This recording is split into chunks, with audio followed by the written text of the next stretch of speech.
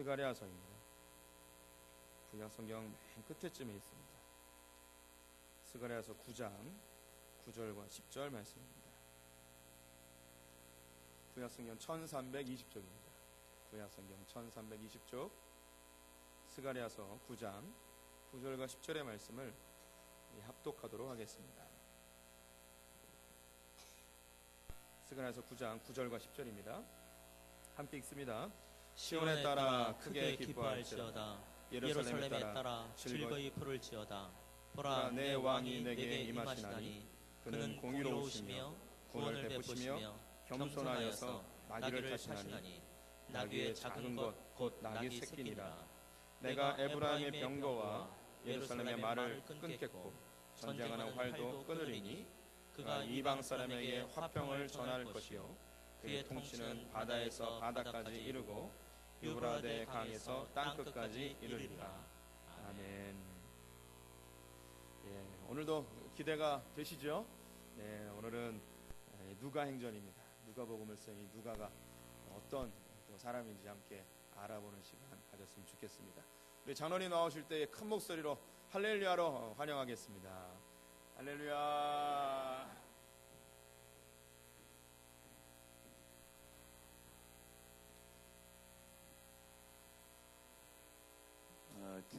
제가 태어날 때쯤에는 우리나라가 이렇게 좋은 의사들이 많이 없었어요. 그래서 어린아이들이 많은 죽을 고비를 넘겼습니다. 자식을 10명 낳으면은 절반쯤 한 5쯤 살아남는 게 보통이었었죠. 어렸을 때 애들이 많이 죽고 그랬어요. 그래서 그런지 저도 하여간 태어날 때부터 문제가 많이 생겼어요. 어머니가 저를 낳으실 때 이상하게 목까지만 나와가지고 더 이상 나오지를 않아서 목에 걸린 채 1시간을 넘게 있었다고 그래요. 그러니까 얼굴이 다 새카맣게 죽어가지고 죽은 줄 알았대요.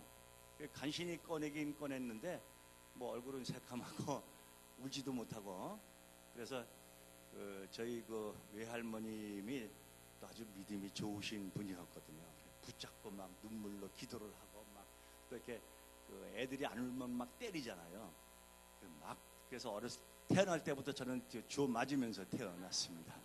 그래서 엄청 때리고 그래가지고 결국은 울음이 터져 나오고 이제 그래서 살아나게 되는데, 그 후에도 계속해서 몸이 약해서 그런지 어려운 병에 많이 걸리고 죽을 고비를 많이 남겼다고 그래요. 그래서 부모님들이 네가 어렸을 때부터 그렇게 죽을 고비를 많이 넘기는 것을 보면 하나님이 너한테 의사가 되라고 그러시는 거 아니냐 그래가지고 어려서부터 제가 말을 알아듣기 시작할 때부터 하여간 너는 의사가 되라 그리고 이게 제가 고3 때까지 그렇게 갔어요. 이제 저는 부모님 원대로 되지 않고 글 쓰는 사람이 되고 또 대학도 공대를 들어가가지고 부모님 소원을 이루어드리지 못했습니다만은, 그래서 그런지 이렇게 의사를 보면은 괜히 존경스러운 마음이 들어요. 성경에도 이제 의사가 하나 나오잖아요. 바로 이 누가복음을 쓴 누가가 의사였었습니다. 그래서 늘 누가에 대해서 제가 관심도 많았고 궁금한 게 많았었는데, 오늘 이제 누가를 좀 찾아 들어가 보겠습니다. 자, 본래 이 스가랴서 9장 9절 10절은 예수님이 나귀 타고 예루살렘으로 들어가신다는 것을 이미 스가랴 선지자가 500년 전에 예언을 했고, 그리고 또 지금 말씀이 예루살렘에서 나와가지고 이 바다에서 바다까지 이를 것이다, 땅끝까지 이르게 될 것이다 했는데, 이 역할을 누가가 상당히 큰 공로를 세웠던 것입니다. 다음에 보면요, 누가에 대해서 보면요, 람세이라는 신학자가 있습니다. 사람이 소개하기를 누가는 빌립보 출신의 의사이고 여행가이며 화가이기도 하고 또 문필가였었다, 이렇게 쓰고 있습니다. 누가가 문필가라는 것은 누가복음과 사도행전을 썼으니까 문필가였으면 사실이죠. 그리고 빌립보 출신이라고 그랬어요. 즉 이제 터키에서 그리스 쪽으로 넘어가서 그 바울이 도착해서 전도한 데가 빌립보인데 이 빌립보는 알렉산더의 아버지 그 필립 왕이 세운 그런 그래서 빌립 왕의 이름을 따서 빌립보라고 그랬는데 그 마게도니아의 가장 큰 성이었었습니다. 그리고 이 빌립보에는 당시 세계 최대의 의과대학이 있었습니다. 그래서 이 누가가 바로 빌립보 의과대학을 나온 아주 우수한 의사였었죠. 그리고 또 그 누가를 화가였었다고 얘기를 하는데 의사는 기본적으로 그림을 잘 못 그리면 안 됩니다. 옛날이나 지금이나 이렇게 의사가 필요한 것은 사람을 해부를 해가지고 뭐 그 해부도를 그린다든가 여러 가지 증상들 나타나는 뭐 이 증상들을 다 그림으로 그려 놓아야 되기 때문에 그림을 잘 그려야 화가가 돼요. 그래서 이 누가도 역시 그림을 잘 그렸던 모양입니다.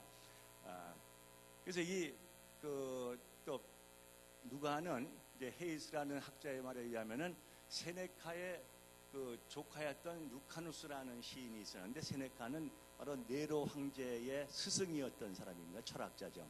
이 사람의 조카로 루카누스라는 아주 유명한 시인이 있었는데 이 시인과 이제 친분이 있었던 의사라고 합니다. 그러니까 글 쓰는 사람들, 문학하는 사람들하고 많이 철학하는 사람들하고 교제가 있었던 모양이니까 그러니까 상당히 의사이기도 하고 또 상당히 지식인이었던 그런 사람이었었습니다. 자, 이런 의사였던 그 누가가 어떻게 해서 이 예수 믿는 사람들하고 접촉이 시작됐는가 한번 보겠습니다. 다음에 보면요. 자, 우선 그 의사에게 필요한 자질 이걸 한번 살펴보겠습니다. 우선 의사는 말씀이죠. 그 많은 환자들을 다루게 되는데 어떤 환자를 어떻게 치료를 했더니 치료가 되더라. 이런 임상적 자료가 많아야 됩니다. 그래서 이 치료 경험이 많을수록 소위 명의라고 그러는 것입니다. 이게 저같이 공대를 나온 사람은 어떤 현상을 이렇게 해결할 때 수학으로 풀어내잖아요. 공식에 따라서 이렇게 풀어내지만은 의사는 공식에 따라 풀어내는 게 없습니다. 많은 자료를 종합해 가지고 판단을 해서 환자를 볼 때 이 환자는 지금 무슨 증세인데 이 사람은 전에 이렇게 했더니 치료가 되더라.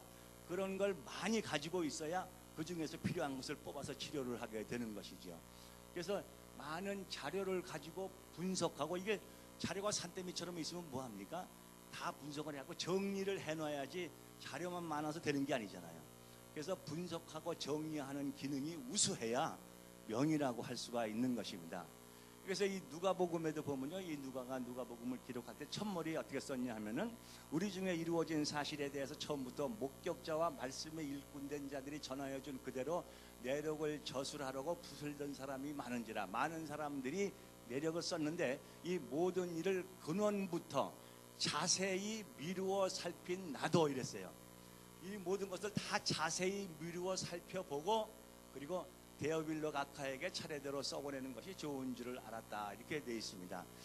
데오빌로라는 사람이 각하라는 명칭을 붙였습니다. 우리나라도 옛날에 대통령을 각하라고 했었는데 요즘은 이제 뭐 민주화가 많이 돼서 그렇게 안 붙이는데 각하라고 하면 당시 로마 당시에는 적어도 집정관 이상, 요즘으로 치면은 거의 장관급 이상 되는 사람에게 각하라는 그 존칭을 붙입니다. 그러니까 데오빌로 이 사람이 누가가 이제 누가복음을 쓸 때에 그 지역에 아주 총독 정도 되는 굉장히 높은 사람을 전도하기 위해서 이제 말씀을 전했는데 이것을 전부 기록으로 해가지고 더 신뢰성 있게 전하기 위해서 누가복음을 기술한 것입니다. 근데 기술할 때 근원부터 자세히 미루어 살펴서 썼다. 그러니까 복음서 중에서도 의사 누가가 쓴 복음서가 많은 자료를 분석하고 정리해서 아주 신뢰성 있게 썼다는 것을 우리가 짐작할 수가 있는 거죠. 자, 다음에 보면 또 이러한 것을 정리를 하는데 이제 누가복음 1장 4절에 보면은 이는 각하가 알고 있는 바를 더 확실하게 이렇게 정리를 해서 지금 기록을 한다고 했어요. 사도행전을 시작할 때는 보면은 이제는 데오빌로에게 각하라는 명칭을 쓰지 않습니다. 그러니까 이미 이 데오빌로 각하가 예수를 믿게 돼가지고 이제 형제가 되지 않았어요. 그러니까 더 이상 각하를 붙이지 않고 그냥 데오빌로요 이렇게 얘기를 합니다. 데오빌로요, 내가 먼저 쓴 글에는 누가복음에는 무릇 예수께서 행하시며 가르치시기를 시작하신 부터 그가 택하신 사도들에게 성령으로 명하시고 승천하신 날까지의 일을 기록하였노라 그랬고, 그 다음에 고난받으신 후에 또한 그들에게 확실한 많은 증거로 또 그랬잖아요. 많은 자료를 수집해서 많은 증거로 친히 살아계심을 나타내사 40일 동안 그들에게 보이시며 하나님 나라의 일을 말씀하셨다. 이렇게 이제 서두가 시작되고 있습니다. 그래서 이 누가의 특징을 많이 나타내주고 있는 거죠. 다음에 보면요. 자, 이 누가가 이제 어떻게 해서 기독교에 대해서 관심을 갖게 되었냐 하는 얘기인데요. 이 예루살렘의 교회에 큰 박해가 일어났다고 했어요. 이것이 바로 그 스테반 집사가 순교했을 때 돌에 맞아 죽었는데 그 후로 큰 박해가 일어나가지고 이게 뭐 예루살렘에 수만 명의 크리스찬들이 이제 그 예수 믿는 사람들이 있었는데 뭐 될 수 있는 대로 예루살렘으로부터 떠나서 각지로 흩어져 도망하기 시작했어요. 제일 많이 간 데가 시리아의 레바논 산맥 서쪽에 있는 안디옥이라는 곳이고, 또 하나는 동쪽에 있는 다메섹. 그 오늘날 시리아에서 많이 지금 그 이슬람 테러가 일어나고 있는데 그 시리아 다마스커스라고 그러죠. 다메섹. 양쪽으로 많이들 이제 도피를 해서 갔는데, 그래서 모든 땅으로 흩어졌는데 그 안디옥에서 비로소 그리스도인이라 일컬음을 받게 되었다. 그래서 그리스도인이라는 이제 그 헬라어로 크리스티아노스라고 그러는데 예수 믿는 무리들 그런 뜻입니다. 그래서 크리스찬이라는 이름이 여기서부터 이제 생기기 시작했다는 거죠. 자, 그런데 그 크리스찬들이 이제 전 세계로 흩어지면서 이제 이 예수 믿는 사람들의 예수에 대한 얘기 또 많이 전도를 열심히 했기 때문에 온 세계에 퍼지기 시작했습니다. 그리고 이 언제나 그 여행을 잘하고 지식을 갈망하고 있던 의사 누가에게도 그 소리가 들려오기 시작했어요. 근데 이게 의사인 누가가 듣기에는 좀 맹랑한 얘기가 많이 나오는 거예요. 예수가 누구야? 그랬더니 이게 뭐 그 요셉의 아내 마리아라는 사람에게서 태어났는데 그게 결혼도 하기 전에 성령으로 잉태돼서 남편과 관계없이 예수가 태어났다고 하니까 다른 사람은 몰라도 의사는 이게 황당한 얘기 아니에요. 거기서 황당한데 또 이 사람들이 뭐 안디옥이니 이런 데 모여서 이제 또 막 신앙생활을 하고 그러는데 뭐 많은 기적이 일어나고 뭐 환자가 고침을 받고, 다른 건 몰라도 환자가 고침을 받아? 이게 또 웃기는 거죠. 의사가 얘기할 때 무슨 뭐 약을 쓰거나 약을 바르거나 무슨 수술을 하거나 해야지 환자가 낫는 건데 무슨 기도해가지고 환자가 나는데니 이것도 또 웃기는 얘기예요. 거기다가 또 예수님 얘기를 뭐 이렇게 하는 걸 들어보니까 무슨 죽은 사람을 살려냈다고 그러는데 이건 뭐 더 황당한 거죠. 그게 도대체 미친 사람들이 모여서 이런 짓을 하는가 하고 점점 관심을 갖기 시작한 거예요. 그래가지고 처음엔 어디를 갔냐 하면요, 다음 페이지 보면요, 자, 이 우선 성령 잉태를 했다는, 남자 없이 아기를 뱄다는 그 여자가 도대체 누군지 아직도 살아있냐고 하니까 살아있을 거라는 거예요. 그러면 내가 가서 한번 만나봐야지. 그러니까 다른 사람이 만나는 것보다 의사가 만나야 확실하잖아요. 그래서 이 마리아를 찾고 있었는데, 자, 이 마리아는 그 AD 44년에 헤롯 아그리빠가 막 그 예수 믿는 사람들을 박해할 때 이제 그 요한의 형 야고보를 갖다가 참수해서 죽이고, 그리고 베드로를 잡아넣었었는데 이제 탈출해서 도망가고 막 박해가 시작됐기 때문에 뭐 예수님을 태어나게 한 그 어머니 마리아도 그 자리에 그냥 있을 수는 없잖아요. 그래서 또 그 예수님이 마지막으로 요한에게 어머니를 부탁한다고 했기 때문에 이 요한이 마리아를 데리고 어딘가 도망가서 숨었을 텐데 어디 있는가 하고 전부 수소문을 해가지고 제가 추측을 했듯이 이 그 로도섬으로 가지 않았을까. 당시에는 이 예수 믿는 사람들을 핍박하는 사람들이 로마인이 아니었고 전부 유대인들이었었거든요. 근데 유대인이 전 세계에 흩어져 있었는데 유대인이 없는 곳을 찾아보니까 아마도 로도섬으로 가지 않았겠는가. 이것은 단지 저의 추측입니다. 그래서 이제 아마 그 누가도 도대체 이 여자가 어디 있는가 하고 막 찾다가 로도섬을 찾아냈겠죠. 그래서 이제 이 그 예수님의 어머니 마리아를 만나서 인터뷰를 하게 되는 것입니다. 다음 페이지 보면요. 자, 의사 누가의 마리아 인터뷰 아주 근사하잖아요. 자, 그래서 그 예수님의 어머니 마리아를 만나가지고 도대체 남자 없이 아기를 뵀다는데 이게 무슨 얘기입니까? 하고 묻기 시작해서 다른 사람들이 미처 듣지 못했던 처음의 일을 다 누가가 알아내게 되는 것입니다. 처음에 마태가 예수님 어머니 마리아를 인터뷰했을 때는 가버나움에서, 근데 어제도 말씀드렸지만 마리아가 그 하나님의 명령에 순종하고 죽음을 각오하고 아기를 배서 태어나게 했다는 것은 그렇게 한 용감한 여자였었지만은 믿음은 예수님께서 왜 이 세상에 오셨는지 정확히 알지 못했대요. 인류의 구원을 위해서 오신 것이 아니라 이스라엘의 독립과 영광을 위해서 오셨다고 잘못 생각하고 있었던 거죠. 그래서 이제 그 어머니가 이제 그 사람들이 모여 있는 곳에 찾아왔을 때 그 얘기를 듣고 예수님이 내 아버지의 뜻대로 행하는 자가 나의 어머니요 나의 형제다 해가지고 어머니의 면회를 해주지 않았어요. 그래가지고 그냥 돌아가시는데 이 마태가 뛰어나간 거죠.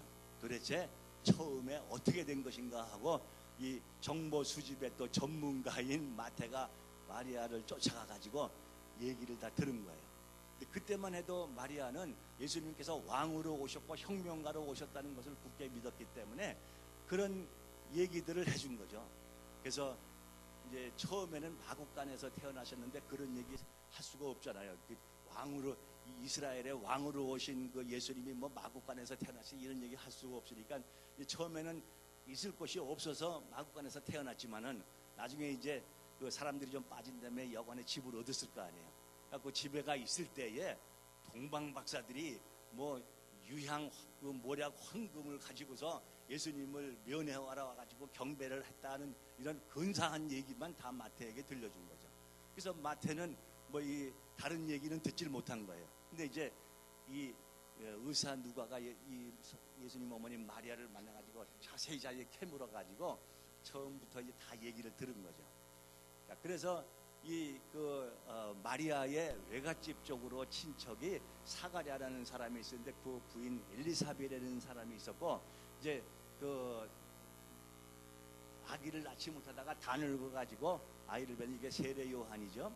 그래서 아기를 뵀는데 이때 그 아기를 뵌 지 6달째 되는데 천사 가브리엘이 마리아에게 나타나가지고 이제 그 마리아에게 수태고지를 하는 것입니다. 다음에 보시면요. 그래서 천사가 얘기하기를 성령이 너에게 임하시어서 하나님의 아들이라 일컬어지는 아들을 낳을 것이라고 얘기를 했어요. 결국은 마리아가 이 성령으로 잉태돼서 임신을 해가지고 그래서 이제 같은 임신한 처지가 되어 있는 엘리사벳 친척을 찾아가는 얘기가 그래서 누가복음에 기록이 된 것입니다. 이걸 다 들었기 때문에요. 그리고 다음 페이지 보면요. 자, 이제 누가가 다시 취재한 예수 탄생의 얘기를 다 나오는데 이게 호데게트리아라는 그림이에요. 누가가 그림을 잘 그렸다고 그랬죠. 마리아를 인터뷰하면서 마리아를 직접 보고 그린 것입니다. 근데 이제 이 예수님은 그때 안 계셨기 때문에 아기를 안고 있는 것은 이제 상상으로 해서 마리아가 아기를 안고 있는 그림을 이게 호데게트리아라고 그러는데 누가가 직접 마리아를 인터뷰하면서 그린 것입니다. 그래서 거기 이제 그 호적하라고 이제 베들레헴으로 가서 호적을 하는데 있을 곳이 없어가지고 베들레헴이라는 곳에 가가지고 이제 거기서 여관에 있을 것이 없어서 이 마국간에서 아기를 낳아가지고 당보로 싸서 구유에 뉘었다. 여관에 있을 것이 없습니다. 이 얘기를 비로소 마리아가 하는 거죠. 옛날에 한 15, 16년 전에 마태에게 얘기할 때는 이 아들이 왕으로 오신 아들이기 때문에 마국간에 태어났다는 얘기를 차마 못했는데 이제 이때는 이미 이제 예수님이 다 십자가에 고난당하시고 승천하시니까 이제 뭐 왕이고 뭐고 없잖아요. 그러니까 누가에게 이제 사실을 털어놓은 거죠. 사실 처음에는 마국간에서 태어났다. 다음에 또 보면요. 그리고 목자들이 동방 박사는 그 나중에 왔고 목자들이 이 별을 보고 찾아와서 아기를 보고서 경배를 했다는 얘기를 했습니다. 그리고 이제 그 아기가 난 지 8일 만에 이제 할례를 받아야 되거든요. 할례를 받고 그 어머니는 40일이 지나서 정결 예식을 해야 됩니다. 이때 예루살렘으로 올라갔을 때 시므온과 안나라는 선지자를 만나가지고 이 아이에 대해서 증언을 들었고, 시므온이라는 선지자는 마리아에게 네가 앞으로 칼이 찌르는 듯한 아픔을 느끼게 되리라 하고 했어요. 이런 것까지 다 솔직하게 얘기를 했던 거죠. 이것은 두에르치노라고 하는 화가가 그린 그림인데, 마리아를 인터뷰하면서 마리아를 그리고 있는 누가를 그린 것입니다. 다음에 또 보면요. 그래서 누가가 또 취재하는 동안에 예수님의 어렸을 때에 자라난 얘기도 이제 캐서 물어서 들었어요. 그럼 30세 이후의 얘기는 아는 게 없으니까, 그랬더니 마리아가 얘기를 하는데 12살 되었을 때에 예루살렘에 올라갔다가 거기서 잃어버렸는데, 나중에 예루살렘 성전에서 다시 만났는데, 거기서 그 랍비들하고 이 막 선생님들하고 그 12살짜리 예수가 얘기를 토론을 하고 있었다는 것을 비로소 얘기를 했습니다. 그래서 이제 여기서 이제 우리가 하나 알아둘 것은요, 좀 이상한 거예요. 이게 아니 그렇게 천사가 와서 앞으로 하나님의 아들이라고 일컬어지는 아들이 태어나리라고 했고, 정말로 성령의 잉태되어서 태어났는데 그런 아들을 어떻게 잃어버릴 수가 있냐 이거죠. 예?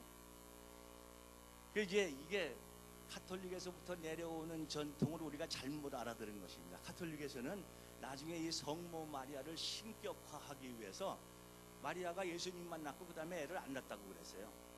그래서 그 다음에 뭐 성천을 했다 뭐 이러고 얘기를 해서 가톨릭에서는 그렇게 믿고 있습니다.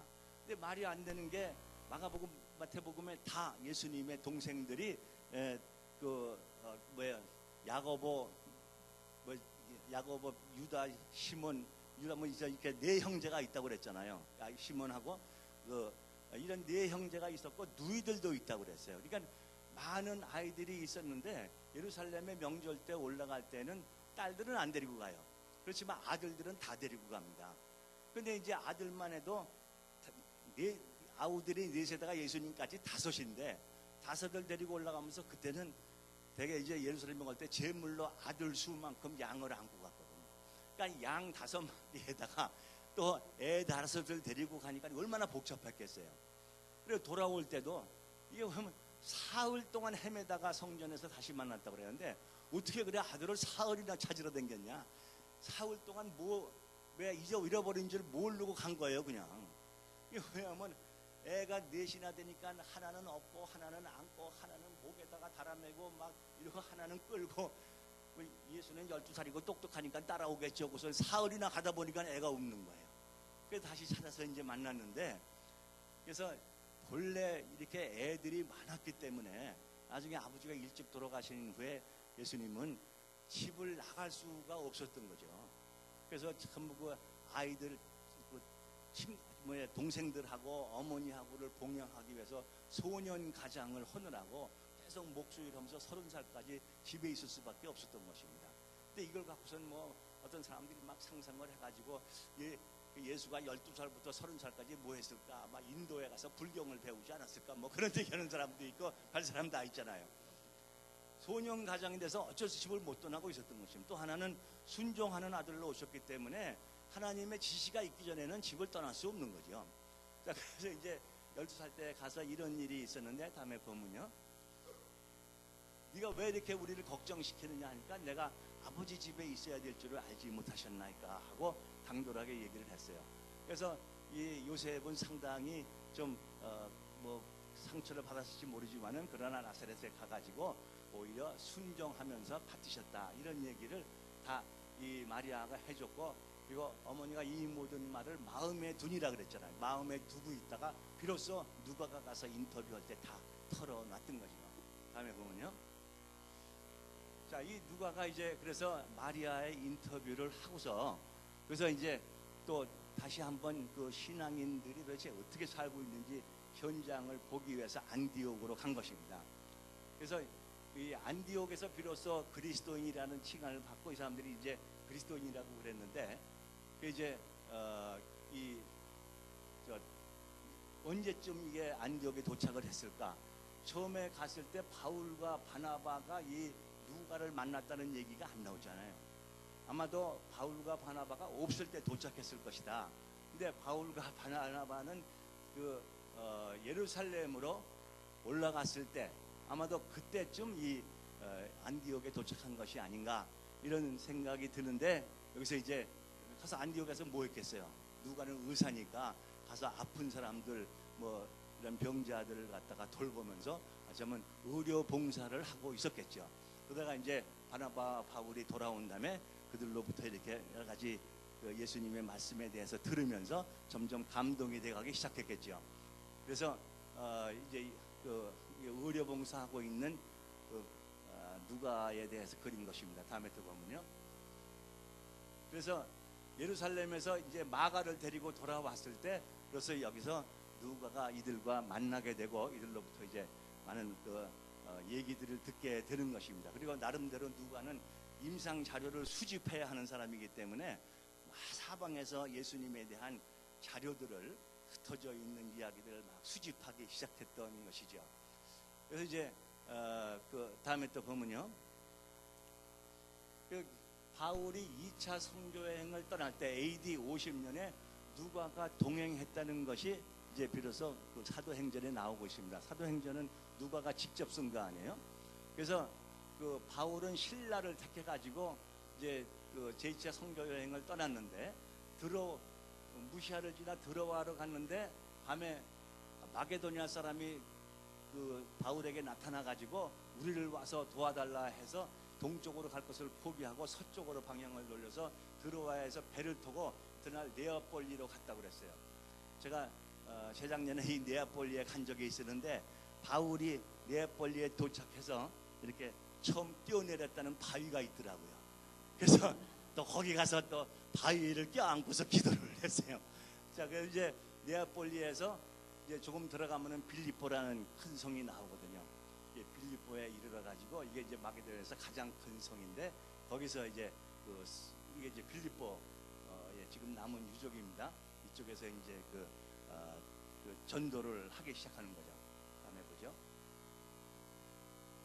그래서 여기서 이제 전도를 하다가 이제 바울이 귀신 들린 사람을 귀신을 쫓아내는 바람에 이 여자 가지고서 막 돈을 벌던 사람들이 바울을 고발을 해가지고 바울이 빌립보 감옥에 갇혔어요. 근데 갑자기 지진이 일어나면서 이제 간수가 놀라서 이제 이 바울이 대단한 사람인 걸 알게 돼가지고 결국 이 사람이 예수를 믿게 되고, 그래서 이제 바울이 로마 시민권을 가지고 있다고 얘기하는 바람에 놀래서 이에 상관들에게 보고를 해가지고, 아이고 우리가 이거 로마 시민권 가진 사람을 잘못 잡았네. 그래가지고 석방을 하게 되는 거예요. 그래서 당신 같은 사람 여기 있으면 자꾸 소란이 일어나니까 딴 데로 좀 가달라고 그래서 이제 바울과 이 사람들은 다 데살로니가 쪽으로 옮겨가게 되죠. 그래서 빌립보 데살로니가로 갔는데, 빌립보에 전도해 놓은 사람들을 그냥 둘 수가 없어서 바울은 누가에게 당신은 여기 남아서 여기 있는 사람들을 좀 돌봐달라고 해서 이때부터 이 누가는 빌립보 교회에서 목회를 하는 이제 처지가 된 것입니다. 그래서 목회를 한두 해도 아니고 AD 50년부터 58년까지 나중에 다시 바울을 만날 때까지 8년 동안이나 빌립보에서 목회를 하게 되는 것입니다. 다음에 보면요. 그래서 이제 이 누가가 빌립보에서 목회를 하고 있을 때 마가가 찾아온 거예요. 내가 베드로 선생님으로부터 이런 걸 받았어 가지고 이런 걸 썼는데, 제가 보기에 아무래도 여기에 빠진 것들이 있습니다. 나사로의 부활 사건도 빠졌고, 예수님이 베드로를 처음 만나기 전에 요단강가에서 먼저 만났다고 그랬는데 그 얘기도 없고, 그래서 여러 가지 빠진 것들이 있는 것 같은데 선생님이 더 이상 불러주시질 않는데, 그래서 마태 선생님한테도 사보를 하나 드렸는데, 이게 누가 선생님도 한번 이걸 보시고서 자료 정리 분석하는데 소질이 있으신 분이니까 이걸 좀 주님의 말씀을 완성해 주시는 것이 어떻겠습니까 하고 부탁을 했어요. 지금 이 누가가 마태복음과 마가복음의 사본을 갖다 받아가지고 열심히 지금 살피고 있는 것입니다.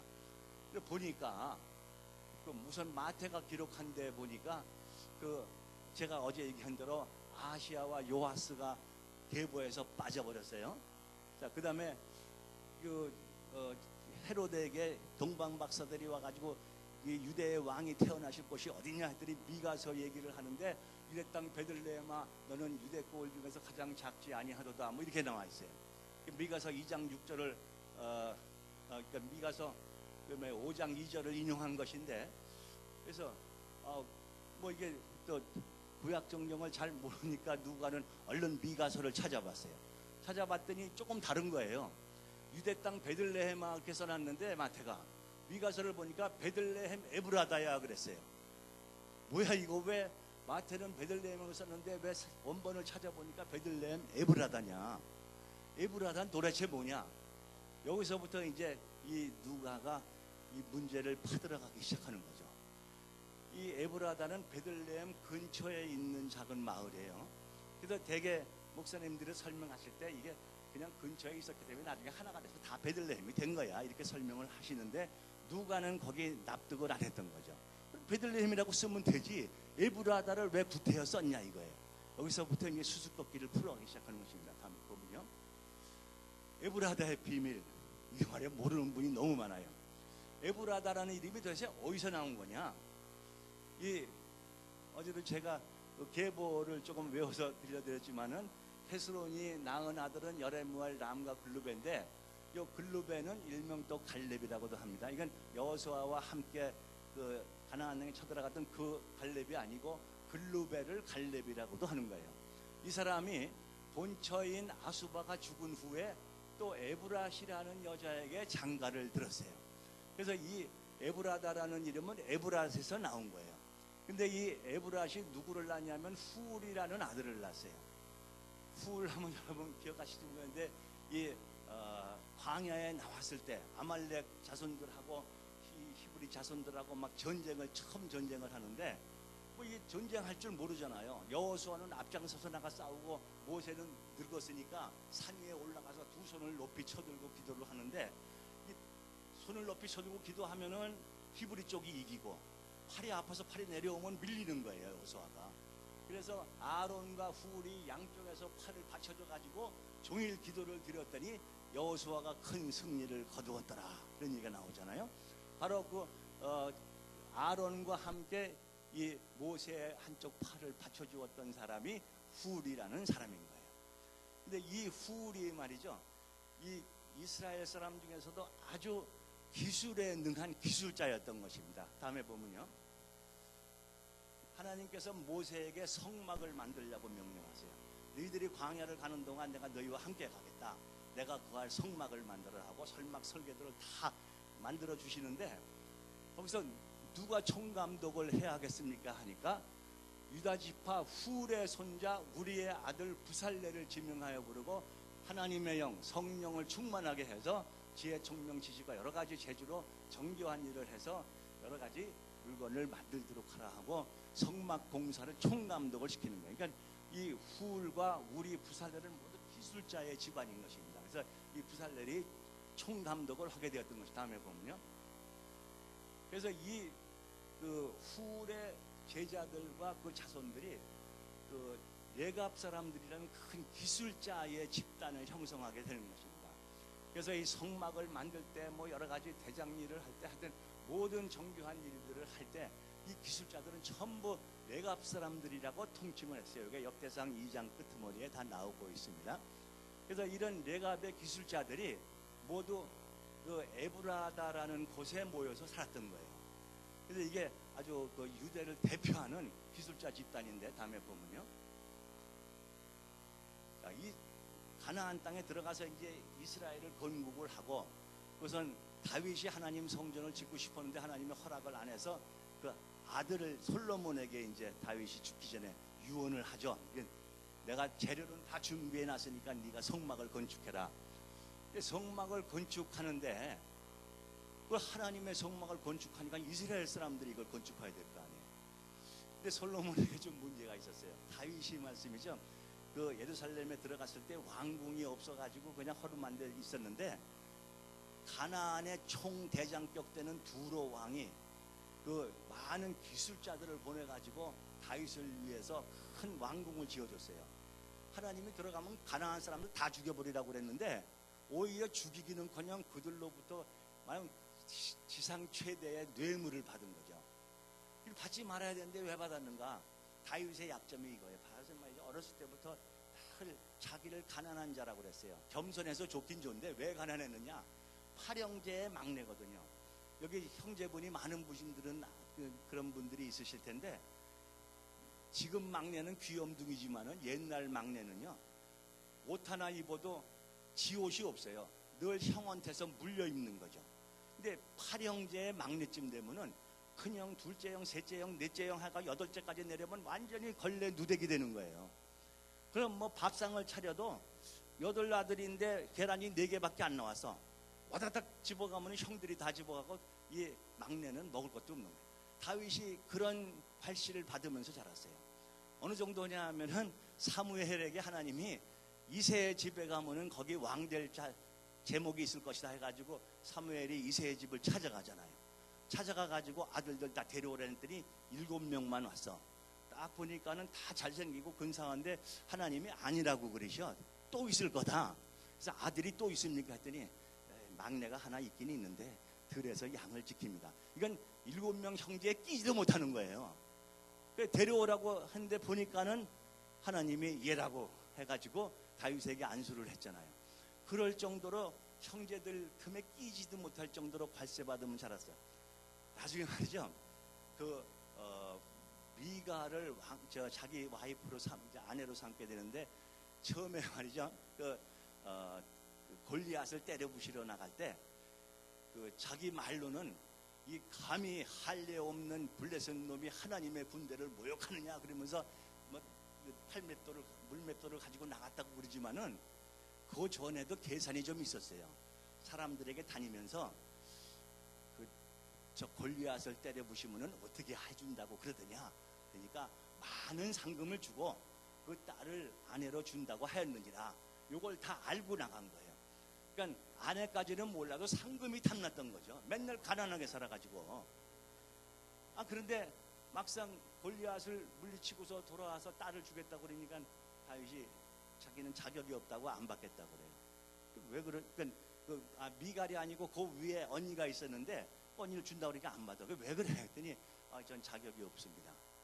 자식 이상한데 그 사울왕이 첫 딸을 딴 데 시집 보냈어요. 근데 얘가 자꾸 인기가 올라가니까 아무래도 사위를 삼아야 되겠는데 또 불러서 그 딸을 주겠다. 또 둘째 딸 미갈을 주겠다고 그러니까 또 자격이 없다는 거야. 그때서야 사울왕이 왜 그런지를 알았죠.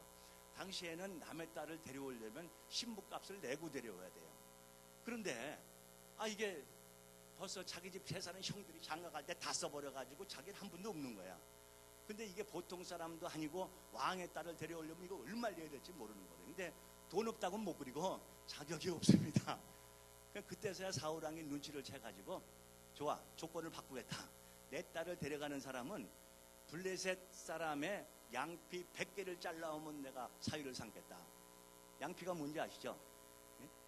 그 중요한 곳에 껍질을 얘기하는데 그래가지고 그 말을 하니까 다윗이 얼른 나가가지고 100개가 아니라 200개를 잘라왔어요. 그래가지고 이제 왕의 사위가 되는 거죠. 그래서 이 항상 가난에 시달려 왔기 때문에 나중에 다윗은 그 이스라엘의 왕이 된 다음에도 시편에 보면 다윗의 기도를 보면 주여 이 가난한 자를 돌보아 주옵소서 맨날 이래요. 왕이 됐어도 가난하대. 그러니까 두로 왕이 왕궁을 줘준다니까 얼른 받은 거죠. 우선 그 사무엘하에 보면요 5장 11절에 보면은 하나님이 나를 영광스럽게 하셨도다. 적에게 왕궁까지 받게 하셨으니 얼마나 영광스러우냐 이러고 덥석 받은 거예요. 이 두로 왕하고 다윗하고 친하게 됐으니까 그 아들 솔로몬도 마찬가지죠. 그래가지고 두로 왕한테 내가 왕궁을 짓는데 좋은 기술자 하나 보내주시라 했더니 이 히람이라는 기술자를 두로 사람을 보내줬어요. 그래가지고 이걸 이스라엘 기술자가 총감독을 해야 되는데 가난한 사람이 와가지고 총감독을 한 거예요. 다음 페이지 보면요. 그뿐만이 아니고 이 이방인 가난한 사람들 15만 3,600명 중에서 7만 명은 짐꾼, 8만 명은 벌목을 하게 하고 3,600명은 감독을 삼았어요. 그러니까 총감독부터 일꾼까지 전부 다 가난한 사람들의 손으로 예루살렘 성전을 지은 거예요. 이렇게 해가지고 많은 가나안 사람들이 예루살렘에 가지고 다 물을 흐려놔가지고 이 가나안 이스라엘 사람들이 전부 가나안의 신들을 섬기고 막 이렇게 됐던 거죠. 다음에 또 보면요. 그래서 레갑 사람들이 이스라엘 최고의 기술 집단인데 성전 공사하는데 그러면 소외돼 버렸어요. 손도 못 대고. 그래가지고 우리는 하나님께 불충원자들이다 하고선 막 사방으로 다 흩어지기 시작했죠. 그러다가 한번 재기의 기회가 왔는데 이제 이스라엘이 남북으로 갈라졌잖아요.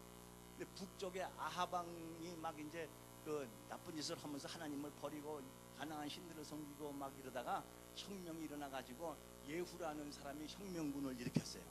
그래서 이 당시에 레갑의 지도자였었던 그 여호나답이라는 사람이 열왕기상 12장 20절에 보면은 내가 너하고 같이 싸우겠다.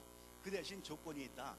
이게 다시 너의 왕국을 세우면은 이 우상들을 다 버리고 하나님을 섬기는 나라를 만들어라.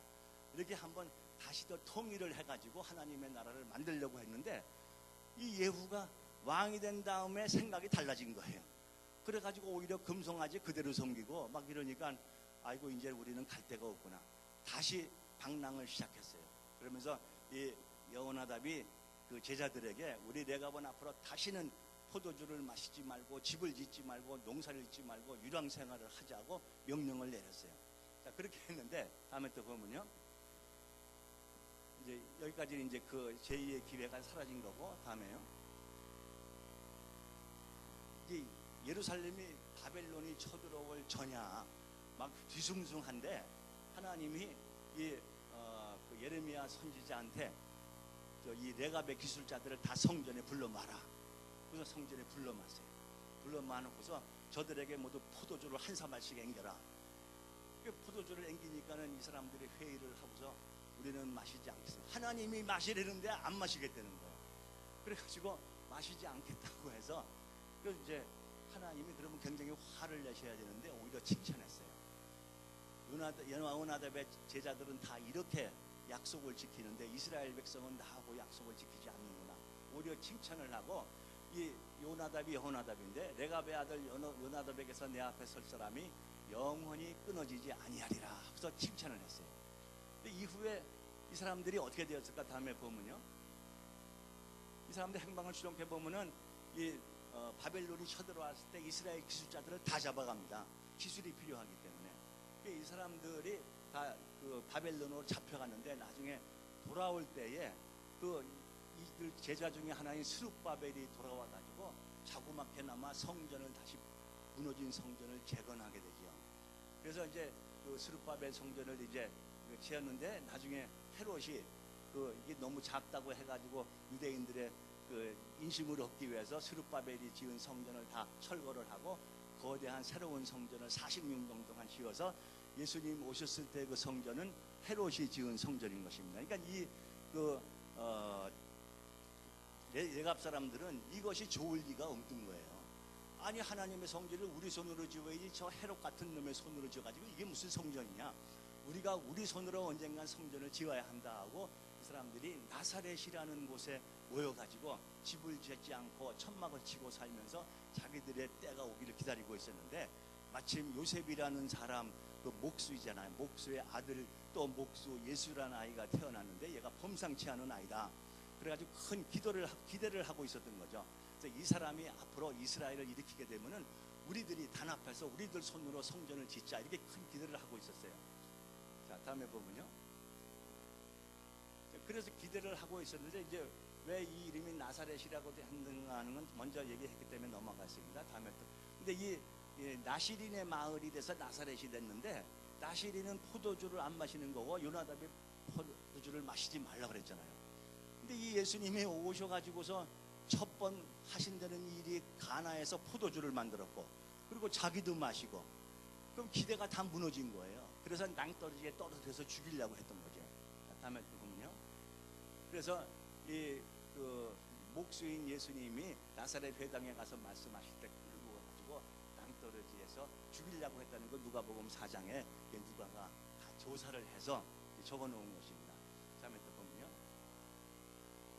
자, 그래서 이 누가는 말씀이죠. 마태복음의 1장에 나오는 마태가 이제 그 적어놓은 계보는 약속의 계보라고 그랬잖아요. 시에서 시로 이렇게 약속의 계보라고 그랬는데 누가복음 3장에 나오는 계보는 전혀 다른 계보가 나와가지고 성경 읽는 사람을 아주 당황스럽게 만들어요. 거기서는 위에서부터 아래로 내려오는 것이 아니라 예수로부터 위로 올라가는데 예수라는 분이 말씀을 전하기 시작했는데 그분이 일을 시작하신 것이 30세쯤 됐는데 근데 사람들이 아는 대로는 요셉의 아들이다. 그리고 요셉의 위인은 헬리요 하고 나와요. 아니 요셉의 위인은 마태복음에는 야곱이라고 나왔는데 헬리는 또 뭐야? 여기 대해서 해석을 신학자들이 여러 가지로 해봤는데 안 되는 거야. 어떤 사람은 헬리가 장인의 이름이라고 나와요. 장인도 아버지니까 장인 아니냐. 근데 이건 어림도 없는 얘기예요. 벌써 그 확정된 그 이스라엘 전승에는 마리아의 아버지가 요아킴이고 그 부인이 안나라고 그래요. 예루살렘 가보면 안나 기념교회도 있어요. 그 요아킴은 유다 집하고 마리아는 그 레위 집하고, 마리아가 아니라 그 마리아의 어머니 안나는 레위 집하고, 이게 다 나와 있는데 엉뚱하게 헬리가 장이라는 건 말도 안 되는 얘기죠. 그래서 그 위인 다 달라 마따, 레위, 멜기 이런 사람이 쭉 나오는 거예요. 근데 한 가지 그 중복이 되는 것은 마태복음 1장하고 같은 것은 스룹바벨과 스알디엘이 나오죠. 근데 스룹바벨은 기술자예요. 이렇게 쭉 나오면서 쭉 올라가 가지고 다음에 보면요, 결국 쭉 올라가서 다윗까지 올라가는데 다윗 밑에는 마태복음에서 솔로몬으로 나오는데 여기는 나단으로 나옵니다. 그러니까 솔로몬의 바로 위의 형이죠. 그래서 우리는 솔로몬이 이방신을 섬기기 시작하면 우리는 우리의 선배로 이제 적을 수가 없다. 그래서 우리는 이 솔로몬의 후예가 아니고 나단의 후예라고 그렇게 해서 이 계보를 딱 다시 만든 것입니다. 그래서 이 베들레헴은 유다 지파의 그 근본인 그 성읍이고, 에브라다는 에브라다 레갑 기술자들의 그 성읍이고, 이것이 이제 같이 합해서 베들레헴 에브라다라고 그린 것이죠.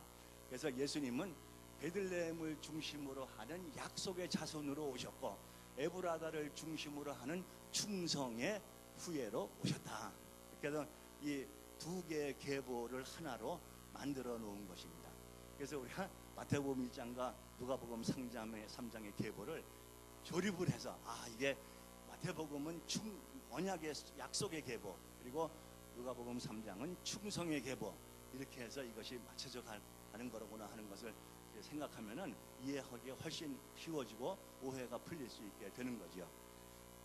자, 그 의사인 누가가 다시 많은 자료를 더 수집해서 찾아낸 특징들이 있습니다. 이게 베드로가 불러줘서 마가가 적고 마태가 많이 꼼꼼하게 자료를 수집했지만 빠뜨린 것들이 많이 있었거든요. 근데 특히 의사의 눈으로 볼 때 이거는 꼭 기록을 해야 된다 해가지고 찾아놓은 것이, 우선 누가복음 5장 4절에 보면요, 예수님이 베드로를 갈릴리 해변에서 만났는데 그 말씀을 마치시고 나서 고기가 하나도 없는 걸 보고 깊은 데로 가서 그물을 내려 고기를 잡으라고 그랬어요.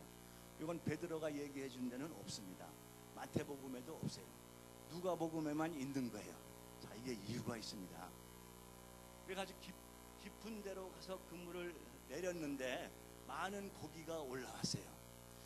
이게 그 베드로가 그랬잖아요. 제가 밤새도록 수고했지만 잡은 것이 없지만은 선생님이 그러시니 말씀대로 그물을 내려보겠습니다. 이게 왜 그러냐면요, 고기를 찾기 위해서 그물을 내리는 것은 밤에 하는 것입니다. 밤에 물고기들이 이제 배가 고파서 막 먹이를 먹으러 나오거든요. 그래서 그때 그물을 내려야 되는데 그래서 해가 환하게 뜬 다음에는 고기들이 다 자라 들어가서 하나도 없는 거예요. 그러니까 이제 밤새도록 고기를 잡았는데 못 잡았어. 그러니까 허탕을 치고서 돌아와서 그물을 씻고 있었잖아요. 씻고 있는데 예수님이 네 배 좀 빌리자 해가지고 배 타고서 우리들에게 말씀을 하시더니 말씀을 다 하시고 나서 깊은 데로 가서 고기를 그물을 내려 고기를 잡아라. 웃기는 얘기. 자기가 말이야 뭐 말씀은 잘하는지 몰라도 내가 여기서 갈릴리 호수에서 이게 잔뼈가 굵은 놈인데 이게 해가 이렇게 높이 떠는데 뭐가 깊은 데 나가서 그물을 내려, 이게 말도 안 되는 얘기지. 속으로 얘기는 그런 거예요. 근데 겉으로는 이제 밤새도록 수고했어도 잡은 것이 없지만은 선생님이 그러시니 나가서 말씀에 의지해서 그물을 내려보겠습니다. 그러고 나서 그물을 내려놓는데 막 엄청나게 잡혀올라, 그물이 찢어지도록 고기가 잡혀 올라온 거예요. 그래서 그 배에 탔던 이 베드로 형제들도 놀랐지만은 그 많은 주변에 있는 사람이 다 놀라가지고 쫓아와서 막 그물을 같이 올려주고 막 이랬어요. 근데 그때 베드로가 갑자기 무릎을 꿇더니 주여 나를 떠나소서 나는 죄인이로소이다 그랬어요. 이제 목사님들이 설교 말씀하실 때 되게 설명을 해주시죠. 아, 이게 자기가 예수님이 고기잡이 어부 출신이 아니라고 무시했었는데 이렇게 되는 걸 보니까 정말 대단하신 분이로군요. 그러면은 그냥 죄송합니다 하면 될 일이지, 제가 몰라 뵀습니다 하면 될 일이지, 죄인이로소이다 왜 그래요? 아니 뭘 무슨 죄를 져서 말씀대로 의지해 가서 이 그물을 내려서 고기를 잡아왔는데 무슨 죄가 졌다고 주여 나를 떠나서서 나는 죄인이로소이다 이랬어요. 왜 자기를 죄인이라고 그랬을까? 요 누가는 다 조사해 가지고 알고 있었어요. 왜 베드로가 이렇게 이 장면을 제대로 쓰지 않고 그냥 예수님을 갈릴리 바다에서 만났다고만 그랬는가? 마태도 그렇게만 써놨는가? 그리고 또 한 가지 이상한 것은 마가와 마태의 복음서에서는 그렇게 해놓으시 베드로와 그 안드레 보고 나를 따르라 해놓으시고 조금 더 가시다가 거기서 요한과 야고보가 그물 씻는 것을 보시고 또 너희들도 나를 따르라 그랬어요. 이게 이대로 하면 말이 안 되는 얘기죠. 예? 고기가 엄청나게 대낮에 잡혀 올라왔기 때문에 놀래서 그 근처의 사람들이 모두 놀랐다 그래요. 모두 놀랐습니다. 야고보와 요한도 놀랐다고 그랬어요. 예? 그런데 그 놀란 사람들이 그럼 여기 와 있어야 되잖아요. 그 그물 끌어올리는데. 근데 그게 아니고 저 떨어진 곳에서 그냥 그물 깁는 척하고 있었어요. 뭔가 이상하잖아요. 거기서 몇 걸음 더 가시다가 요한과 야고보에게 너희들도 나를 따르라. 이게 뭔가 안 맞는 거야, 앞뒤가. 이게 왜 그랬는지 누가는 알고 있었어요. 근데 이거를 차마 쓰지 못하고 그냥 이렇게만 써놓은 거예요. 많은 고기가 잡혀 올라왔고 베드로가 무릎 꿇고 나는 죄인이로소이다 했다. 왜 그랬을까? 궁금하시겠지만 이것은 내일 말씀드리겠습니다. 그 다음에 또 한 가지 특종이 있어요. 예수님의 말씀이죠. 마태복음 5장에서는 산상수훈을 말씀하셨어요. 마음이 심령이 가난한 자는 복이 있나니 천국이 저의 것이며 애통하는 자는 복이 있나니. 이걸 마태가 너무나 자기가 그동안 지내온 일에 맞는 말씀이기 때문에 너무 감동해가지고 자세히 다 적었어요. 그래서 우리가 산상수훈은 잘 알고 있는데 평지보급이라는 건 잘 몰라요. 누가복음 6장 17절에 보면은 예수님이 평지에 내려오사, 함께 내려오사 평지에 서셨다고 했어요. 거기서 많은 불쌍한 사람들이 병 고침을 받기 위해서 불쌍한 사람들이 많이 모여왔는데 그들에게 말씀을 하시는데 무슨 말씀을 하셨냐 하면은 가난한 자는 복이 있나니 그랬어요. 심령이 가난한 자가 아니에요. 진짜 가난한 자가 복이 있나니 그랬어요. 아니 가난한 게 무슨 복이에요? 여기도 한번 혹시 가난하게 사시는 분들 계실지 모르겠습니다만은 가난한 게 복이 아니잖아요. 이왕이면 좀 넉넉하게 살아야지 가난한 게 무슨 복? 근데 예수님이 가난한 자는 복이 있다 했어요. 또 하나는 지금 배고픈 자는 복이 있다 이랬어요. 또 아니 배고픈 게 무슨 복이에요? 지금도 여기 텔레비에 보면은 전부 셰프가 인기 아니에요. 그냥 뭐 백종원이니 뭐니 뭐 그냥 셰프들이 인기가 신랑감이 되고 그러는데 먹는 시대인데 배고픈 자가 복이 있다.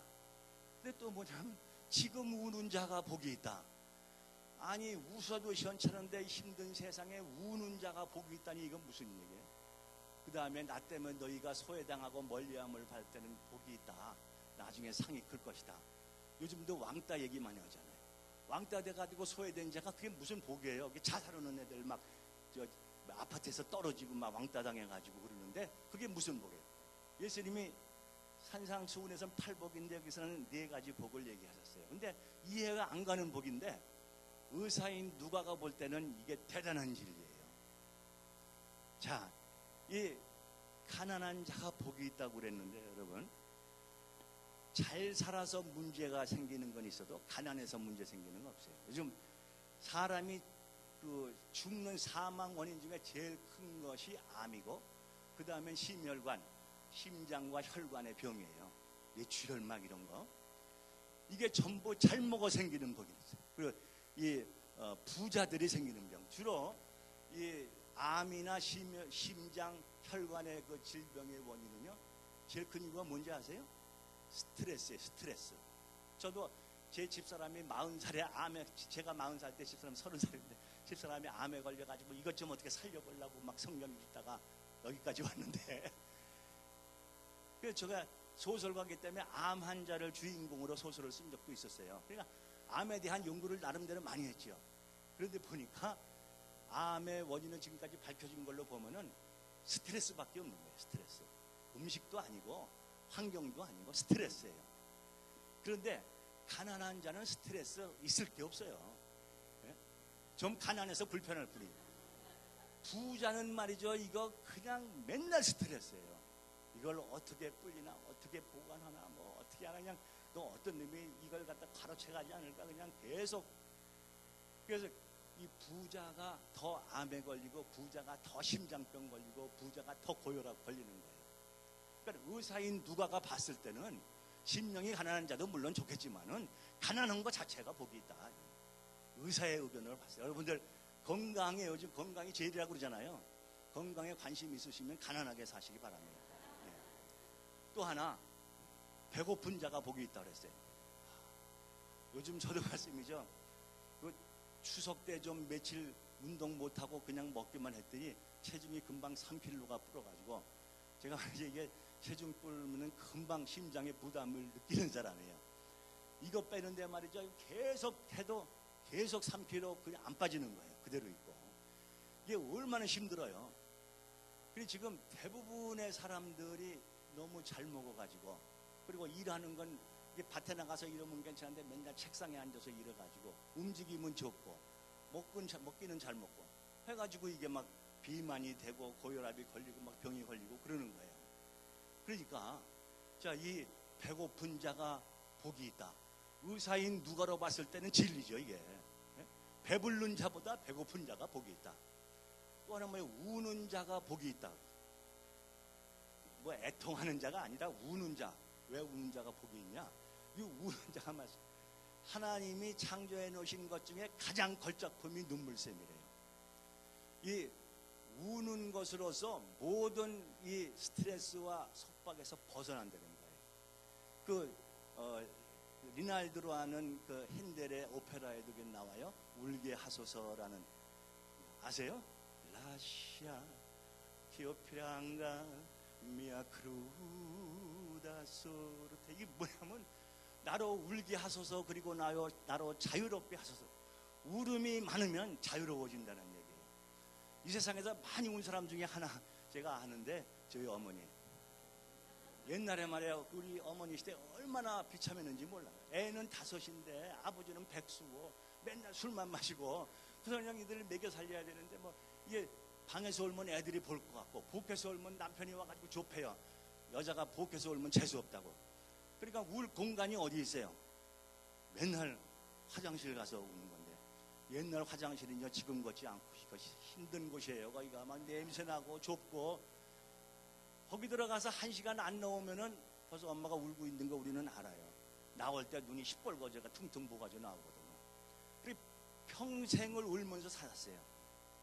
근데 그때 시대에 84세 사셨으니 장수했잖아요. 우는 자가 복이 있다는 얘기죠. 이게 의사로서 당연히 맞아 하고서 이게 평지복음을 산상수훈보다 더 실감 있게 받아들였던 거죠. 나인성 과부의 아들을 살렸다는 것은 이거 누가복음밖에 안 나와요. 예수님이 나사로 외에도 그 회당장 야이로의 딸도 살려내고 나인성 과부의 딸도 살려내고, 이걸 빠뜨렸어 제자들이. 그래가지고 이것을 또 탁 잡아채가지고 의사니까 쓴 거죠. 그 다음에 그 바리새인 시몬의 집에서 기름 부음 받으신 것도 썼죠. 그래서 왜 예수님이 이렇게 그 바리새인하고도 식사를 하고 이러셨는가? 예수님이 식사를 많이 하신 것은 식사가 최고의 예배라는, 하나님이 주신 자료를 이 사람이 아름답게 요리해서 서로 그 애정을 나누면서 하나님께 감사드리면서 모여서 먹는 자리, 그게 최고의 예배라는 거예요. 그래서 이 바리새인 시몬의 집에서 기름 부음 마신 것도 썼고, 그 다음에 자, 이 사람은 누가는 많은 자료를 수집했기 때문에 도대체 이 문제들이 어디서부터 왔다는 걸 이제 많이 짐작을 했어요. 보면 요한복음 1장에 벌써 나오지만은 갈릴리 바다에서 베드로를 만나기 전에 요단강에서 만났다든가, 나사로의 사건이라든가, 왜 마태복음 마가복음에는 골고다 언덕에 예수님 어머니 마리아와 요한이 없었는데 나중에 제자들이 보니까 거기 있었다든가, 이게 전부 보니까 요한 때문에 문제가 생긴 거예요. 근데 그 요한의 문제를 누가는 쓰려고 그랬어요. 뭐 베드로는 또 요한과의 관계도 있고, 마태도 또 평소에 괄시당하던 존재니까 이거 쓰면 안 되겠다 하고서 못 썼는데, 나야 뭐 예수님 제자도 아니고 유대인도 아니고 내가 헬라 사람인데 난 쓰면 어때? 그걸 과감하게 탁 쓰려고 그랬는데, 이게 이 누가는 바울을 따라다니는 사람 아니에요. 가뜩이나 이 그때는 신참이죠. 바울이 신참 전도자 바울을 따라다니는데, 이 바울은 맨날 베드로하고 치고받고 해가지고 베드로하고 별로 감정도 안 좋고, 뭐 제자들하고도 별로 친하지도 않고, 그런데 내가 만일 바울 따라다니는 이 누가가 이런 거 다 까발려가지고 쓰면은 이거 바울 선생님하고 베드로 선생님하고 또 사이가 더 나빠지는 거 아니야, 뭐 걱정이 돼가 또 이거 마음대로 쓰기가 어려운 거예요. 어쨌든 요한에게 문제가 있다는 것을 알게 됐어요. 근데 사실은 요한에게 문제를 갖다가 베드로도 얘기를 해놨어요. 베드로가 불러준 마가복음 3장 17절에 뭐가 나오냐 하면은 12제자의 명단이 나오는데, 요한과 야고보 형제 두 사람에게는 예수님이 별명을 하나 지어주셨는데 우레의 아들 보아너게라고 지어주셨다. 왜 이 두 형제를 우레의 아들이라고 그랬을까요? 이게 좀 솔직하게 쓰면 성질이 개떡 같다는 얘기죠. 예? 얼마나 개떡 같으면 선생님이 그런 별명을 지어줬겠어요. 이걸 베드로가 살짝 불러줘가지고 이거 마가가 적어놓은 거예요. 또 한 가지는 마가복음 10장 35절에 배우들가 또 뭘 불러줬냐 하면은, 예수님이 지금 마지막 십자가에 달리기 위해서 예루살렘으로 비장한 각오를 하고 올라가고 계시는데 눈치도 없이 요한과 야고보가 나와가지고 선생님 부탁이 있습니다. 뭐야? 선생님이 왕이 되시면은 그 좌우편에 하나는 요한이 하나는 야고보가 앉게 해주시옵소서. 이거 뭐야, 영의정 좌의정 다 해먹겠다는 얘기지 지들이. 그래갖고 제자들이 막 미워했잖아요. 그러니까 출세욕이 강한 야망의 사나이들이라고 이제 그걸 살짝 베드로가 마가에게 불러줬던 거예요. 근데 마태도 역시 똑같은 거 썼는데 또 재밌는 게 뭐냐면, 마태는 뭐라고 썼냐면 마태복음 20장 20절에 보면은 이 요한과 야고보의 그 야심이 얼마나 컸는지 지들이 얘기해가지고 예수님이 그렇게 얘기하니까, 야, 높이 들려는 사람은 낮아져야 된다. 뭐 섬기는 자가 섬김을 받으려면 섬기는 자가 된다. 뭐 이러니까, 야, 이거 뭔가 좀 현찮네. 이거 좀 틀린 거 아니야? 그래가지고 자기 말 가지고는 안 되겠다 해가지고 어머니한테까지 가서 부탁을 해가지고 마태복음 20장 20절에는 그 두 형제의 어머니가 또 예수님한테 나와가지고 선생님 부탁이 있습니다. 뭐야? 선생님이 왕이 되시면 제 아들 둘을 양쪽에 앉게 해주십시오 하고 또 부탁을 했어요. 그러니까 이럴 정도로 요한이 야비한 사람이다. 이러고서 해놓은 거를 마태도 따라 쓴 거예요. 근데 베드로가 마가에게 불러준 것은 두 사람에 대해서만 썼는데, 아예 이 마태는 그 근본부터 찾아 올라가가지고 나귀와 납비새끼처럼 자식이 그러니까 어머니도 마찬가지 이러고 써놓은 거예요. 여기서도 이제 누가도 역시 이 요한의 약점을 얘기해놨어요. 요한이, 선생님, 어떤 사람들이 귀신을 쫓아내고 그러는데 이게 선생님 이름으로 막 귀신을 쫓아냅니다. 근데 우리하고 같이 따라오지도 않는데 그래서 내가 못하게 막았습니다.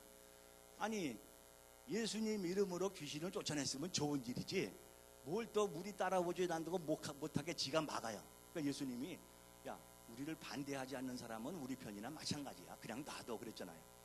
그러면 또 사마리아 지방으로 지나갔는데 사람들이 예수님과 그 제자들을 제대로 대접을 하지 못했나 봐요. 그랬더니 요한이 뭐라고 그랬냐면, 선생님, 하늘에서 불을 내려가지고 저들을 다 불태워 버리십시다. 그리고 아니 뭐 대접 좀 잘못했다고 하늘에서 불을 내려서 다 태워 죽이자고 그러니 이게 성질이 얼마나 난폭한 사람이에요. 그러니까 이런 요한의 약점들을 살살 이 누가가 뽑아가지고서 수집을 해서 적어놓은 거예요. 자, 다음에 또 보면요, 예수님이 하나님이 외로우신 것처럼 예수님도 외로운 분이라는 걸 이제 여우도 굴이 있고 공중에서도 집이 있는데 이제는 머리 둘 곳이 없도다 이것을 했고, 또 사마리아 사람이 강도를 만났을 때 어떤 사람이 강도를 만났을 때 사마리아 사람이 구해주는 게 있잖아요. 이것도 의사기 때문에 이런 걸 잊어버리지 않고 집어넣을 수 있는 거죠. 그 다음에 또 안식일에 18회 동안 사탄에게 매여 있는 그 꼬부라진 사람을 갖다가 구원해 주는데 막 바리새인들이 비난을 해. 왜 안식일에 그런 일을 하느냐 하니까, 여기서 이제 안식일에 병 걸린 사람을 고쳐주는 것이 뭐가 잘못이냐고 지금 말씀하시는데, 병 걸린 사람 고쳐주는 것도 의사니까 이런 거를 잡았을 수 있었던 것이죠. 그 다음에 혼인잔치에 청함받았을 때 높은 자리에 앉지 말라.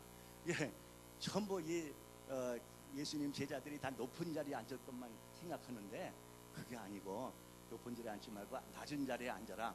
그러면 이제 돌아온 탕자의 얘기 이런 거를 전부 누가만 아는 그러한 그 사실을 다 수집을 해가지고 특종을 할 수 있었던 것이요. 다음에 또 보면요. 자, 그런데 이제 이 나사로 문제가 있어요. 이 나사로 문제가 말씀이죠. 중요한 사건인데, 나사로가 죽었다 살아난 사건은 이것도 요한하고 관계가 있는 거예요. 이제 내일 말씀드리겠지만은, 요한 때문에 베드로도 불러주지 못했고 마태도 차마 기록하지 못했는데, 나야 할 수 있잖아 하는데 또 이게 베드로하고 바울 선생님 사이가 걱정이 돼가지고 쓰지를 못했어요. 그렇지만 뭔가 해야 되겠다. 그래가지고 우선 그 누가복음 10장 38절에 보면은 베다니 마을에 갔을 때 나사로의 누이, 나사로 이름은 안 나와. 마르다와 그 동생 마리아가 예수님을 잘 접대했다는 얘기가 나와요. 마리아는 발치 안에서 말씀을 들었다는 얘기가 나오잖아요. 그 마리아 얘기도 나오고, 그 다음에 또 16장 19절에 보면, 여기까지 마르다 마리아가 나오면 좀 요한이 알아서 지가 지 손으로 쓰지 않을까 생각을 했는데, 요한이 말이야 지금까지도 안 쓰고 있는 거 보면 이거 아주 철판 깔은 사람인데 좀 센 걸로 하나 넣어야 되겠다 해가지고 예수님 부여를 하나 넣었는데, 부자가 있어서 저 자색옷과 고운 베옷을 입고 날마다 즐기는데 나사로라 이름하는 거지가 그 앞에 누워 있었대. 그 집 앞에. 요 거지를 정말 예수님이 나사로라고 그랬는지 그건 모르겠어요. 근데 이름을 딱 박아 놓은 거예요. 왜냐하면 이 요한의 말씀이죠. 부잣집 아들이었었거든요. 사실은 그 갈릴리 바다에 큰 그 많은 어선들을 가지고 있는 그 요한의 집이 부자였었고, 그 지금 가버나움 회당이 엄청나게 큰 돌로 지은 회당인데 지금 폐허가 됐지만은 그 기둥에 보면요, 이것은 세베대, 그러니까 요한의 아버지 세베대와 그 아들들이 헌납한 것이라고 새겨져 있어요.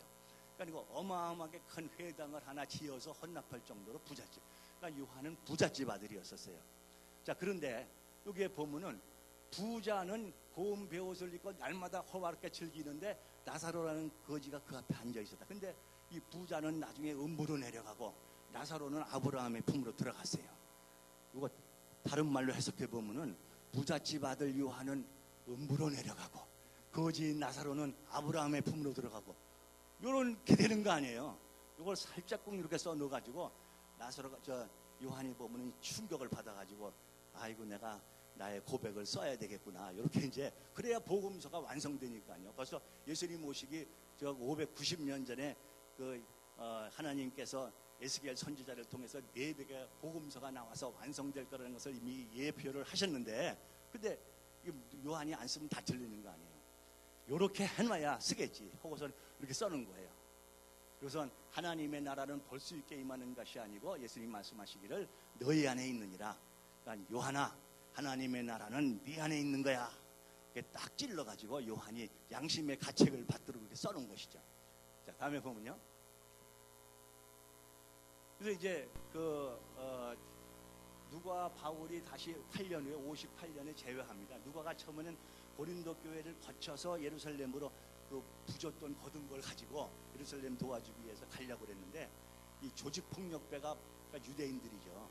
바울을 죽이려고 하는 것을 모의했던 정보를 미리 들었어요. 그래가지고 고린도에서 바다를 건너지 않고 다시 북으로 올라가서 마게도니아를 통해서 육로로 해가지고 드로아로 갔어요. 그때 이제 빌립보에 있던 이 누가도 같이 합류를 해가지고 이제 그 예루살렘을 향해서 가는 거죠. 다음에 보면요.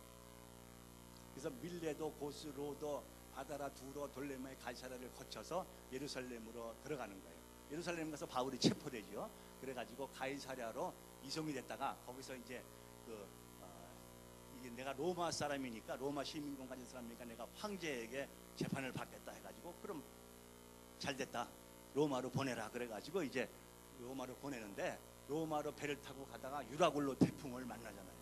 여기도 이미 누가가 다 타고 있었거든요. 그러니까 계속 여기서부터 이 바울이 참수돼서 순교할 때까지 누가는 계속 바울을 따라다녔던 것입니다. 다음에 보면요.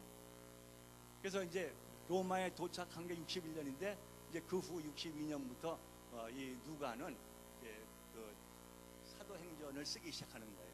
그러면서 이제 바울의 편지에 보면 바울은 아주 이제 외롭게 다 떠나고 사랑받는 의사 누가와 데마가 너에게 문안한다고 골로새서에 그렇게 되어 있는데 빌레몬서에 보면은 또 나의 동역자 마가가 이제 그것도 장사하러 가가지고 면회를 했거든요.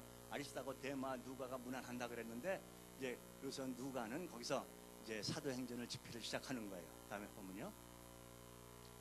그러면서 이제 누가는 마르다 마리아의 얘기를 썼고 그 다음에 또 부자와 거지 얘기를 거지 이름을 나사로라고 박아가지고 딱 썼고 요 정도 되면 이제 이 요한이 충격을 받아가지고 양심의 가책을 받아서 지가 쓸 거를 쓰겠지 하고서 기다리는 거예요. 자 그런데 보면은 그 에스겔 선지자가 본 환상 중에 그 영물 중에서 이제 이 사람은 권위를 의미하고 사자는 능력 그리고 이 독수리는 통찰을 의미하는데 이 누가복음은 이 소를 상징한다 그래요. 소는 왜 그러냐면 인내심을 가진 존재거든요. 그래서 계속 누가는 인내심을 가지고 끝까지 바울을 따라다니면서 요한이 빨리 자기가 쓸 것을 쓸 때까지 기다리는 거예요. 인내심을 가지고. 다음에 보면요. 그런데 누가가 죽을 때가 다 됐는데도 요한복음이 안 나오는 거예요. 이게 레간다오라는 책에 보면은 헬라의 보이모티아라는 곳에서 누가는 84세로 소천했어요. 근데 84세에 죽으면서 제자들에게 뭐라고 부탁하냐면은 내 시신을 에베소로 가져다가 그곳에 묻어달라 그랬어요. 왜 그랬을까요? 이 에베소 교회의 책임자는 디모데였었습니다. 근데 바울이 순교당하기 전에 뭔가 불길한 예감이 들어가지고 빨리 좀 이리로 와달라고 디모데에게 부탁을 했어요. 디모데가 로마로 가려니까 에베소 교회가 걱정이잖아요. 그래서 얼른 로도솜에 가가지고 요한 선생님 보고 제가 이제 로마로 가야 되는데 에베소 교회를 좀 맡아주십시오. 해가지고 이 요한이 할 수 없이 그 90이 훨씬 넘으신 마리아를 모시고 에베소로 가는 거예요. 그래 그때부터 이 요한이 에베소 교회의 담임이 된 거예요. 지금도 에베소에 가보면은 산꼭대기에 마리아가 살던 집이 아직도 남아 있어요. 그래서 이제 그 산꼭대기에 있는 집에서 이제 이 요한은 늘 시내로 나갈 때 산에서 내려와 가지고 이렇게 왼쪽으로 돌아서 에베소 시내로 들어가곤 했거든요. 내 시체를 가져다가 요한이 잘 댕기는 길목에다 묻어라. 그래서 요한이 내려가면서 보고 올라오면서 보고 양심의 가책을 받아가지고 쓰지 않을 수 없도록 이 아까 지도에도 나왔습니다만 바다 건너예요. 이게 그리스에서 에베소까지 그 시신을 바다 건너로 제자들이 가지고 가서 에베소에다 갖다 묻어. 이게 에베소에 있는 누가의 무덤 지금 뭐 허름하게 이렇게 돼 있지만은 다 묻은 거예요.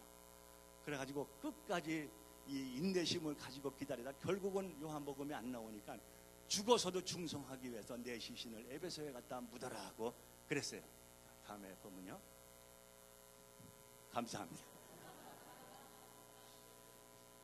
그래서 이 누가 행전을 우리가 이렇게 생각을 해보면서 누가가 참으로 그 의사이고 합리적으로 생각하는 사람이고 하지만 많은 자료를 수집하고 얘기를 듣고 마리아를 인터뷰하고 하면서 예수 그리스도의 행적이 정말로 사실이었다는 것을 증명했고 그 누가로서 그런 아픈 사람들의 그러한 그 어려움과 그런 문제점들을 다 알고 전해주었기 때문에 우리가 다른 복음서보다도 누가 복음을 읽으면은 예수 그리스도의 그 행적들이 정말 그 가슴에 깊이 와 닿게 되는 것입니다.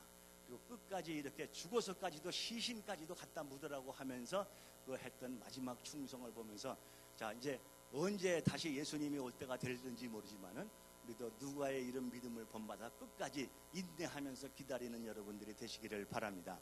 기도드리겠습니다.